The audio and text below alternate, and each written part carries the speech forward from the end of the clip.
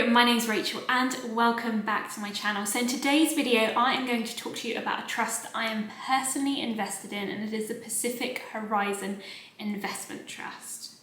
So I invested just over £2,500 into this trust at the start of June. We're now around 4 months later and it is up 7.24% in that time. So my initial investment of £2,510.89 is now worth £2,692.56, which I am very, very pleased with. So I was recently looking at some data from Hargreaves Lansdown, AJ Bell and Interactive Investor that showed that the Pacific Horizon Investment Trust was one of the top 10 trusts bought in 2021. And there is a really good reason why this has been such a popular trust. It's probably largely down to its incredible market-beating performance. So what we're going to do today is look at its performance over the last 10 years and then look at its potential performance into the next 5 years. So if you were to have invested £1,000 into this fund 10 years ago,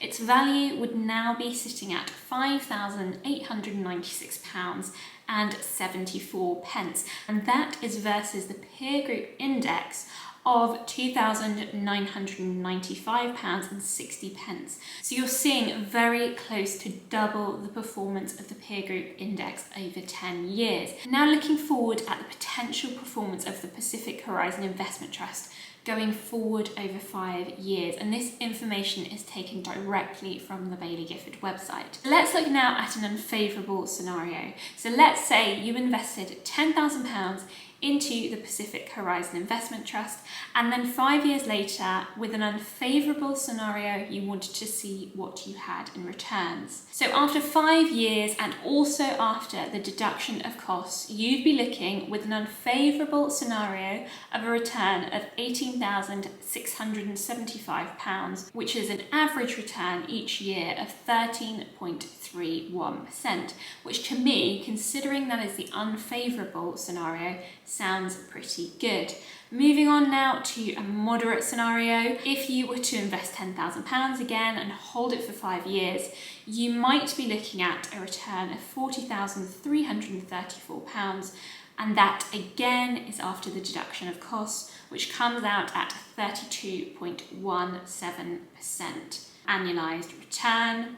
And then looking at the favourable scenario, which would be absolutely phenomenal. I'm certainly not banking on my holding of the Pacific Horizon Investment Trust performing this well, but I just thought it would be interesting to see. So looking at a favourable scenario, you'd be looking at an average return each year of 54.05%.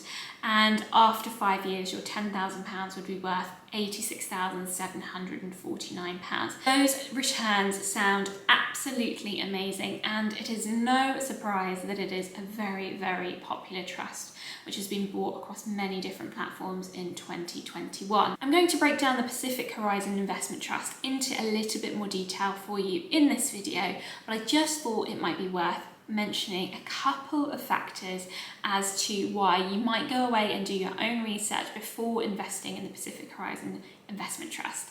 Now, the first factor to consider is that the lead manager of the Pacific Horizon Investment Trust, whose name is Ewan Markson Brown, has recently resigned from Baillie Gifford and moved over to a boutique firm. So he is no longer the lead manager on the Baillie Gifford Pacific Horizon Investment Trust. So it also might be worth considering where this would fit into your portfolio, because it is not a global fund or trust. It is obviously focused on the Pacific area. So its biggest holdings are in India, which is 28.28%, then Hong Kong and China, which is 25.06%. So just over 25% of their total assets are in Hong Kong and China. Now, obviously there's been some new regulations brought in from the Chinese government recently that have led to some volatility in the Chinese market. So it might be worth you going away and seeing if this is something that you're comfortable with and doing some more research. So moving on to fees now, I am just looking at my Hargreaves Lansdown platform where I have my junior ISAs for my children. Now the ongoing charge is 0.92%. at the moment on Hargreaves Lansdown. It might be different on different platforms that you're using, but that is the charge on this platform. Its market cap is 764.6 million, and its benchmark is the MSCI All Country Asia excluding Japan. So its top 3 holdings are Sea Limited, Tata Motors Limited, and then Li-Ning Co Limited. And then, as I said, their recommended holding period for this trust is 5 years. And remember those figures that I gave you earlier, they are all after the deduction of costs. Now, I think it's really important to consider your own personal risk level that you're comfortable with when investing in different trusts, funds, and ETFs.